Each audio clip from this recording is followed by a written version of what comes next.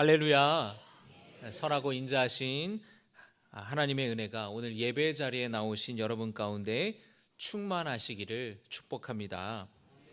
지난 한 주간 새학기 교육부 특별 새벽기도회가 있었습니다. 영아부에서부터 유치부, 유초등부, 중고등부, 청년들에 이르기까지 우리 다음 세대의 자녀들이 새벽기도 나와서 또 기도하고 말씀 듣고, 또 부모님들과 또 교육부 교사들과 많은 성도님들이 오셔서 기도로 또 새학기를 준비했던 시간들이었습니다. 새벽기도 오셔서 또 우리 다음 세대를 위해 기도해 주신 성도님들께도 감사를 드립니다. 이제 우리가 3월이 되어서 교회적으로도 이제 여러 사역들과 교육들이 진행이 되는데요. 오늘 2부 예배 후에 노방전도로 이제 또 나가게 됩니다. 이 빌립선교회가 첫 테이프를 끊으시게 되는데, 오늘 궂은 날씨지만 여러분들 또 열심으로 참여하시길 바라고, 각 선교회별로 이 귀한 일에, 주님을 기쁘시게 하는 일에 많이 동참하시기를, 또 이를 통해 많은 열매가 있기를 축복합니다. 사명 전도대가 또 시작이 되고요. 목요 성경 통독회가 이제 시작이 됩니다. 여유가 되고 시간이 많아서 하는 게 아니죠. 주님이 기뻐하시는 이름을 알기 때문에, 그 시간을 통해 하나님이 주시는 은혜가 크다라는 것을 알기 때문에 그 자리에 참여를 하는 것입니다. 그래서 많은 성도님들, 나는 원래 주일에만 교회를 갔어, 나는 전도대를 해본 적이 없어, 앞으로도 할 생각이 없어, 나는 성경 통독은 안 갔어 라고 신앙생활에 스스로가 뭔가 선을 긋는 그런 신앙생활이 아니라, 올해 표처럼 더 열심을 내어서 주님께 더 가까이 나아가고 주님을 더 기쁘시게 하는 성도들이 되기를 주님의 이름으로 축복합니다. 그래서 우리 사명전도대 오전에 시간이 되시는 분들 오셔서 같이 함께 복음을 전하고, 또 낮에 시간이 안 되시는 분들은 저녁에, 또 목요일 저녁에 우리가 전도를 나가니까요, 저녁에 또 나오셔서 함께 주님을 알리는데 힘써 주시길 바랍니다. 또 우리가 바쁘게 살다 보면은 우리가 100일 성경 통독을 지금 진행하고 있는데, 여러분들 벌써 포기하신 건 아니겠죠? 말씀을 읽는데 우리가 소홀히 하면 안 되는데, 목요일 날 오전에 성경 통독회에 오셔서 열심히 말씀을 읽고 또 통독하면서 그 말씀을 통해 주시는 은혜와 또 위로가 있기를 축복합니다. 그래서 우리 성경 통독회가 정말로 우리 리브가 선교회에서 아주 사명감을 갖고 하고 계시는데, 리브가 선교회가 시간이 많고 여유가 많아서 오시는 건 아니고, 말씀에 사모함이 있으니까, 말씀 읽을 때 주실 은혜가 있으니까 그 자리에 오시는 건 아니겠습니까? 리브가 선교회뿐만 아니라 우리 다른 여선교회, 또 우리 남자 성도님들 중에서도 오전에 또 시간이 되시는 분들 오셔서 함께 말씀의 은혜를 받는 시간 되시기를 주님의 이름으로 축복합니다. 리브가 여선교회에서 기다리고 계세요. 오시는 분들은 커피도 사주시고 밥도 사주신다고 하니까 열심히 오시기 바랍니다. 아니, 어떻게 젊은 사람들이 연세 많으신 분보다 더 열심히 해야지, 우리 연세 많으신 분들 우리가 신앙을 따라갈 수가 없어요. 참 너무 존경하고 훌륭한데, 우리 젊은 분들, 우리 성도님들, 우리 마리아 마르다 여선교회 애기 어린이집 보내고 오셔서 또 말씀 읽고 은혜 받으시기를 부탁을 드립니다. 아멘을 한 분만 하신 것 같아요. 오시면 제가 밥 사드릴게요. 누가 아멘 하셨죠? 이번 주 수요일부터 사순절이 시작됩니다. 부활절까지 주일을 뺀 40일을 사순절이라고 부르는데요, 이 절기는 예수님의 가르침과 십자가의 고난과 부활을 묵상하는 절기입니다. 또 기도하고 금식하면서 절제하는 삶을 통해 예수님의 고난에 동참하는 절기입니다. 그 절기의 의미를 되새기면서 은혜 가운데 보내시기를 바라고요.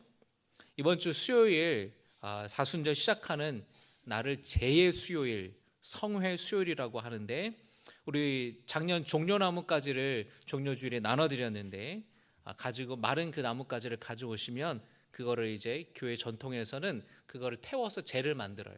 그래서 사순절이 시작될 때에 이마에다가 이렇게 그 제를 십자가로 이렇게 바릅니다. 참여하는 마음으로 주님의 십자가의 고난에 동참하는 의미로 사순절을 시작하는데 수요일에도 여러분들 많이 나오시기를 부탁을 드립니다. 오늘 이 사순절 기간 동안에 특별히 예수님의 팔복에 관한 말씀을 그 가르침을 함께 나누겠습니다. 마태복음 5장에서 7장까지를 산상수훈이라고 하는데요. 예수님이 산 위에 오르셔서 하신 설교, 산 위에 오르셔서 하신 가르침이라는 뜻이 있습니다. 가장 그 중에 먼저 되는 말씀이 팔복에 관한 말씀이에요. 흔히 팔복에 관한 오해가 있는데 그건 뭐냐면 팔복하면은 복 받는 비결 8가지 아닌가? 라고 생각하는 경우가 있는데 그렇지 않습니다. 이렇게 하면 복 받는다, 저렇게 하면 복 받는다, 이런 뜻이 아닙니다. 마태복음 5장 3절의 말씀을 보면은 심령이 가난한 자는 복이 있나니 천국이 그들의 것이며 말씀합니다. 이 말씀을 보고 심령이 가난해야 복 받는가 보다. 또 4절의 말씀 보면서 애통하는 자는 복이 있나니 그들의 위로를 받을 것이며 이 말씀을 보면서 애통해야 복을 받는가 보다 라고 생각하는 겁니다. 그러나 예수님이 하신 이 말씀의 의미는 복 받는 조건이나 자격을 말하는 것이 아닙니다. 팔복에서 예수님이 하시는 말씀은 복을 선언하시는 거예요. 말씀을 드리려고 모인 사람들에게 당신들에게 복이 있습니다. 당신들은 행복한 사람들입니다 라고 선언하시는 거예요. 한번 따라 하시기 바랍니다. 팔복은 조건이 아니라 선언이다. 따라 하시기 바랍니다. 조건이 아니라 선언이다. 선언이라는 거예요. 이미 복을 받았다라는 거예요. 이 자리에 온 여러분에게 하나님의 복이 있고 여러분은 행복한 사람이라고 예수님이 선언하시는 겁니다. 믿으시면 아멘 하시기를 주님의 이름으로 축복합니다.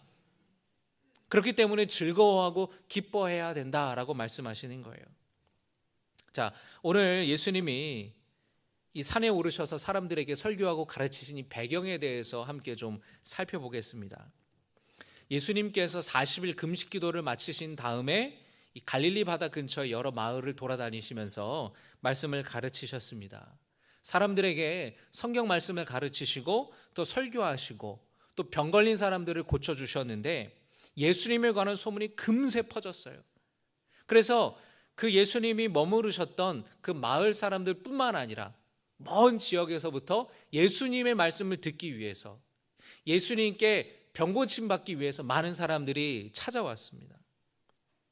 그런데 사람들에게 예수님이 이제 둘러싸이게 되었는데 예수님이 사람들에게 둘러싸이니까 사람들에게 효과적으로 말씀을 전할 수가 없는 거예요. 멀리 있는 사람들은 예수님의 얼굴도 못 보고 예수님의 말씀도 들을 수가 없었기 때문에 예수님께서 산에 오르셨습니다. 여러분, 산에 올라가면 사람들이 꼭 하는 말이 있습니다. 뭐라고 말을 해나요? 야호 하면 저기서 야호 이렇게 메아리가 치잖아요. 산에 올라가면은 소리가 굉장히 이렇게 잘 들리기도 합니다. 그 공간에서 이게 울림이 생기는 거죠. 제가 작년에 우리 교구장님들이랑 우리 교구장 위로회를 갔는데 어느 카페를 갔는데 정말 신기한 게 이렇게 둥글게 건물이 이렇게 둥글게 있고 가운데 공간이 있는데 가운데 딱 서가지고 소리를 지르면은 스피커가 내 귀에 들리는 것처럼 울리는 것처럼 굉장히 선명하게 소리가 들리더라고요. 거기 설명이 이렇게 있는 겁니다. 이 울림이 이제 울려서 내가 말한 소리가 내 귀에 바로 직접적으로 생생하게 들리는 그 구조를 가지고 있는 거예요. 산에 올라갔을 때에는 많은 사람들이 예수님을 바라볼 수 있었고 예수님의 말씀도 멀리 있는 사람들도 다 들을 수가 있었습니다. 그렇기 때문에 예수님이 산에 올라가신 거예요. 두 번째로 산에 올라가신 이유는 산은 하나님을 가깝게 경험하는 곳이기 때문에 그렇습니다. 여러분, 모세가 하나님을 처음 만난 곳이 어디입니까? 호렙산이죠. 호렙산과 시내산은 똑같은 산이에요. 십계명을 받은 곳도 바로 호렙산, 시내산이었습니다. 산이라는 곳은 하나님을 경험하는 것이고 하나님을 가까이서 만날 수 있는 그런 특별한 의미가 있는 공간입니다. 그래서 예수님께서도 사역을 하시다가 홀로 기도하러 어디에 가셨어요? 산에 오르셨어요. 산에 올라서 혼자서 이제 기도하며 주님과 깊은 영적인 교제를 나누셨습니다. 이 산에 오르셨다라는 것은 그런 의미가 있는 거예요. 사람들이 예수님께로 나아가는, 주님께 가까이 가는 의미가 있는 겁니다. 그 많은 사람들은 어떤 사람들이었습니까?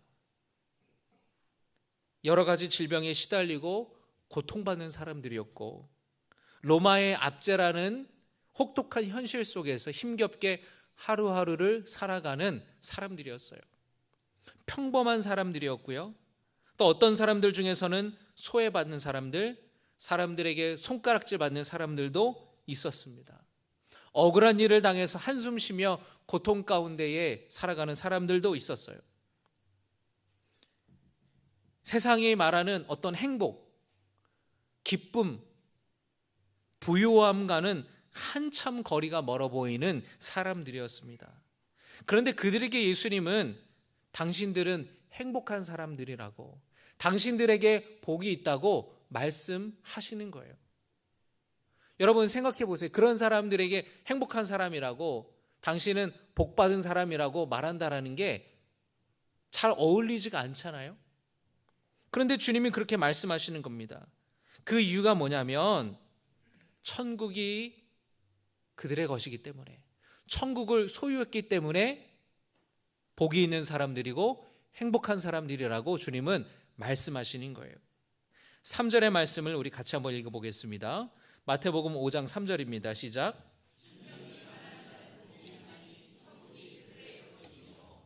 아멘. 여러분 여기 생략되어 있는 말이 있어요. 왜냐하면. 다시 말하면 심령이 가난한 사람들은 복이 있습니다. 심령이 가난한 사람들은 행복합니다. 왜냐하면 그들이 천국을 소유했기 때문입니다. 예수님이 이렇게 말씀하신 거예요. 천국을 소유했기 때문에, 천국의 시민권을 갖고 있기 때문에 여러분들은 복된 사람들이라고, 행복한 사람들이라고 예수님이 말씀하시는 거예요. 심령이 가난하다라는 게 여러분 무슨 뜻일까요? 왜 그들에게 하나님의 나라가 있다는 것일까요? 심령이 가난하다라는 것은 하나님을 의지할 수밖에 없다는 겁니다. 한번 따라 하시겠습니다. 심령이 가난한 것은 하나님을 의지할 수밖에 없다는 것이다. 네. 심령이 가난하다, 마음이 가난하다, 영적으로 가난하다라는 것은 도움이 필요하다라는 거잖아요. 하나님의 도움이 필요한 사람들이라는 거예요. 하나님 없이는 하루도 살아갈 수 없는 존재라는 것이에요. 어떤 사람들은 물질적으로 가난하고 형편이 어려운 사람들 가운데에 예수님을 찾은 사람들도 있었습니다. 마음이 지치고 마음이 힘들어서 예수님을 찾을 수밖에 없었던 사람들도 있었어요. 이 마음이 가난하다라는 것은 교만과 반대되는 겸손하다라는 뜻도 있어요. 여러분, 사람은 본성적으로 교만합니다. 교만한 존재예요. 그것은 하나님 없이도 내 힘으로 얼마든지 살아갈 수 있다고 스스로 생각하는 교만이 있다라는 겁니다. 여러분 그런 사람 있지 않아요? 나는 나를 믿는다고, 나는 내 주먹을 믿는다고. 그런 사람 여러분 주변에 있지 않습니까? 물론 그 사람이 평생 한 번도 실패하지 않고 그렇게 성공할 수도 있겠죠. 그러나 그는 죽은 이후에 후회할 거예요. 이 땅에서의 삶이 전부가 아니라는 것을 뒤늦게야 알기 때문에 그렇습니다. 여러분, 우리는 교만한 사람이에요. 교만한 존재입니다. 그러나 하나님을 진정으로 만난다면 교만할 수가 없어요. 왜냐하면 하나님을 진정으로 만난다면 내가 어찌할 수 없는 죄인이라는 것을 깨닫기 때문이기 때문입니다. 이스라엘 백성들은 하나님을 대면하는 사람들은 죽는다고 생각했어요. 거룩하신 하나님을 감히 죄인인 인간이 대면할 수 없다고, 그것은 불가능한 일이라고 믿었기 때문입니다. 그래서 이사야 선지자는 영광 중에 하나님을 배웠을 때에, 하나님의 부르심을 받았을 때에 그는 그렇게 말합니다. 이사야 6장 5절의 말씀에 그때에 내가 말하되 화로다 나여 망하게 되었도다. 나는 입술이 부정한 사람이요 나는 입술이 부정한 백성 중에 거주하면서 만군의 여호와이신 왕을 배웠음이로다 하였더라. 하나님을 만나게 된 것이 나에게 재앙 같은 일이라고, 나는 이제 망하게 됐다고 말하는 겁니다. 왜 그러냐? 나는 부정한 사람인데, 나는 죄인이기 때문에 거룩하신 하나님을 감히 만날 수가 없는데, 내가 그 분을 만났다라는 것은 이제 나는 죽었구나, 나는 그 앞에 설 수 없는 자인데 라는 것을 깨닫게 된 것이에요. 베드로가 예수님을 처음 만났을 때도 마찬가지의 고백을 했습니다. 나는 죄인이라고. 베드로가 갈릴리 호숫가에서 물고기를 잡는 어부였는데, 어느 날 이렇게 밤새 고기를 잡았는데 한 마리도 물고기를 잡지를 못했습니다. 그래서 낮에 이제 배를 손질하고 그물을 손질하면서 이렇게 있었는데, 그때 예수님께서 그 해안가에서 사람들에게 말씀을 전하셨거든요. 예수님께서 베드로와 이제 그때 처음 만나시면서 뭐라고 말씀하셨느냐면, 깊은 곳에 가서 그물을 내리십시오, 그렇게 말씀하셨어요. 깊은 곳에 가서 그물을 내리라는 거예요. 그런데 여러분, 깊은 곳에 그물을 내리면 고기를 잡을 수가 없습니다. 이 갈릴리 바닷가에 갈릴리 호수의 이 어부들은 주로 밤에 물고기를 잡았어요. 왜냐하면 밤이면 이 물고기들이 얕은 물가로 올라온대요. 그래서 그물을 내려서 물고기를 쉽게 잡았습니다. 낮이 되면은 뜨거운 햇살이 내리치기 때문에 이 물고기들이 얕은 물가에서 깊은 바닷가로 들어간대요. 여러분, 얕은 물가에 있는 물고기를 잡는 게 쉬울까요? 깊은 물가에 있는 물고기를 잡는 게 쉬울까요? 얕은 물가에 있는 물고기를 잡는 게 쉽겠죠. 깊이 들어가서 바위 틈에 숨어버리는 물고기를 어떻게 잡습니까? 그런데 예수님께서는 지금 낮인데 깊은 곳에 가서 그물을 내리라는 거예요. 그 그물이 그 깊은 곳에 내려가지도 못해요. 근데 베드로는 주님의 말씀을 의지하여서 다시 배를 띄워 깊은 곳에 나아가 그물을 내렸습니다. 그곳에서 물고기를 잡는 어부들은 아무도 없어요. 그런데 그렇게 예수님의 말씀에 의지하여서 깊은 곳에 그물을 내렸더니 그물이 찢어질 정도로 많은 고기를 잡았다라는 것입니다. 그 경험을 하면서 이 베드로가 예수님이 그냥 평범한 랍비나 선생님이 아니구나, 이분은 살아계신 하나님의 아들 메시아구나 라는 것을 깨달았습니다. 그래서 그는 뭐라고 이야기를 합니까? 나는 죄인이로소이다, 나를 떠나가시옵소서. 누가복음 5장 8절의 말씀에 한번 같이 읽겠습니다. 시작. 시몬 베드로가 이를 보고 예수의 무릎 아래에 엎드려 이르되 주여 나를 떠나소서, 나는 죄인이로소이다. 예수님을 대면했던 그 베드로는 자신의 죄성을 깨달았던 거예요. 하나님의 은혜 없이는 살 수 없음을 인정하는 사람이 바로 심령이 가난한 사람이에요. 내 힘으로 할 수 없는, 나는 주님 앞에 절대적으로 죄인인, 하나님의 은혜가 필요한 사람이라는 것을 깨닫는 것이 바로 심령이 가난한 사람이라는 겁니다. 그런데 여러분, 오늘 말씀에서 정말 중요한 것은 그들 모두가 다 예수님께로 나아왔다라는 거예요. 물질적인 삶의 현실에 어려움이 있는 사람들, 마음이 힘든 사람들, 또 자신의 죄인임을 깨달았던 사람들 모두가 다 예수님을 찾아왔다라는 것입니다. 그런 그들에게 예수님은 여러분에게 복이 있다고, 왜냐하면 천국이 여러분의 것이기 때문이라고 그렇게 복을 선언하시는 거예요. 어떤 복보다 가장 귀한 복을 받으셨다고 기뻐하고 즐거워하라고 예수님이 말씀하시는 겁니다. 천국은 당신들의 것입니다. 여러분, 이스라엘 사람들은, 그 사람들이 예수님의 말씀을 들었던 그 많은 백성들이 그 예수님의 말씀에 감격하고 충격을 받고 놀라워했을 거예요. 천국을 내가 갈 수 있다니. 천국은 대제사장, 제사장들, 율법학자들, 바리새인들 그렇게 말씀을 철저히 지키고 거룩하게 살아가는 것처럼 보이는 사람들의 것만이라고 생각을 했어요. 그냥 나는 죄인이에요. 나는 부족한 사람이에요. 지금까지 헛된 것들을 따라왔던 사람이에요. 그런데 나에게 천국의 시민권이 있다고?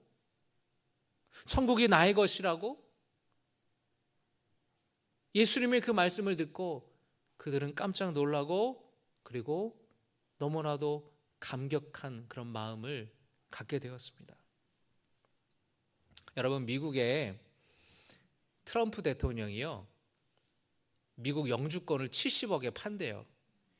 뭐 비싸지 않잖아요. 비싸지 않죠? 그 정도면 살만하죠? 이 미국 영주권이 어떤 거냐면, 투표는 하지 못하지만 미국에 거주할 수 있고 일할 수 있고, 그리고 많은 혜택과 보장들을 받을 수가 있습니다. 그래서 미국 영주권을 따려면 5년 이상 걸려요. 그래서 길게는 8년, 10년씩 걸려서 영주권을 따고, 그 다음에 프로세스가 이제 시민권을 따는 거예요. 이 영주권을 따지 못하면 만약에 직장에서 해고가 된다, 그러면은 불법 체류자가 되는 거예요. 이 사람이 회사에서 신분을 보장해 줬기 때문에. 그게 없어지면. 영주권이 있으면 그러지 않아요. 훨씬 더 안정적으로 미국에 살 수 있습니다. 근데 단돈 70억에 판대요. 여러분, 예수님 당시에 로마 시민권도 돈 주고 살 수가 있었습니다. 상당한 돈을 지불하면 로마 제국이 그 사람의 시민권으로 보장해줘요. 로마 시민권을 갖고 있는 사람은 상당한 권리가 있었어요. 여러분, 우리가 성경에서 로마 시민권을 가지고 있는 유명한 사람이 우리가 알고 있습니다. 누구죠? 사도 바울. 예수님도 없는 시민권을 바울은 있었어요. 근데 바울이, 여러분, 사람들이 고소하고 고발했을 때에 어떻게 해서 로마로 가게 되죠? 로마 황제에게 항소를 해요. 나 억울하다. 나 로마 황제에게 항소하겠습니다. 그러면 로마 황제가 이 사람이 고소당한 사건을 직접 처리를 해줍니다. 로마 시민권의 시민자가 가지고 있는 권리예요. 내가 억울한 일을 당하고 고소고발 당했을 때에 뭔가 판결이 났는데 부당하다고 생각할 때에 로마 황제에게 항소할 수 있는 권리가 로마인들에게 있었습니다. 함부로 구금할 수 없고 법적으로 고소고발하지 않고 함부로 때리거나 그럴 수가 없었어요. 대단한 힘이 있는 거죠. 그런데 이스라엘 백성들에게 예수님이 뭐라고 말씀하십니까? 말씀을 들으려고 온 사람들에게 로마 시민권보다 더 좋은 천국 시민권이 여러분에게 있다고, 그런 이야기를 하시는 거예요. 돈 주고도 살 수 없는, 억만금을 주고도 살 수 없는 천국 시민권이 여러분에게 있다고. 그러니 사람들이 깜짝 놀라지 않을 수가 없습니다. 교만함이 아닌 겸손함으로 자기의 연약함을 인정하고 예수님을 의지하기 위해서 찾아온 사람들에게 예수님은 천국을 약속하신 거예요. 그 천국은 장차 내가 죽은 뒤에 가는 천국일 뿐만 아니라 현재의 삶에도 하나님이 나의 왕이 되어주셔서 나를 다스리시고 나를 보호하시고 나를 지켜주시는 은혜를 베풀어 주신다라는 거예요. 할렐루야. 여러분은 어떤 마음으로 주님 앞에 나오셨습니까? 경제적인 어려움, 질병으로 인해 관계의 상처 속에서 무거운 짐을 살아가고 있는 성도님들이 계십니까? 그런 여러분들에게 주님이 지금도 말씀하십니다. 너희들은 복이 있다. 너희들은 행복한 사람이다. 천국이 너희들의 것이다. 천국 시민권을 가지고 있다. 주님이 선언해 주시는 것입니다. 할렐루야. 여러분, 이것이 여러분에게 위로가 되고 힘이 되기를 축복합니다. 옆에 있는 분들에게 인사합니다. 우리 집사님은, 권사님은, 장로님은 천국 시민권을 가진 사람입니다. 시작. 우리 권사님은 천국 시민권을 가지셨습니다. 할렐루야. 천국 시민권을 가지고 있다고요. 천국 시민권을. 여러분, 이 복된 소식을 예수님이 전하시는 거예요. 그리고 이 복된 소식을, 이 복음을 다른 사람에게 전해야 하는 사명과 의무가 우리에게 있는 줄로 믿습니다. 이 복된 소식을 모르는 사람들이 너무나 많은 거예요. 여러분, 세상의 성공과 부유함을 쫓는 것, 그것이 복이라고 사람들은 말합니다. 어떤 사람들은 스스로 힘으로 살아갈 수 있다고 교만함으로 살아갑니다. 바라기는 여러분, 우리 오늘 마음을 돌아보면서 하나님 앞에 가난한 마음으로, 겸손함으로 나아가시기를, 결단하시기를 바랍니다. 하나님 없이는 나는 어떤 것도 할 수 없는 존재라는 것을 고백하면서 온전히 하나님만 의지할 때에, 그 심령인 가난한 마음으로 온전히 하나님을 의지하겠다고 나아갈 때에 주님은 우리에게 풍성한 은혜를 베풀어 주실 줄로 믿습니다.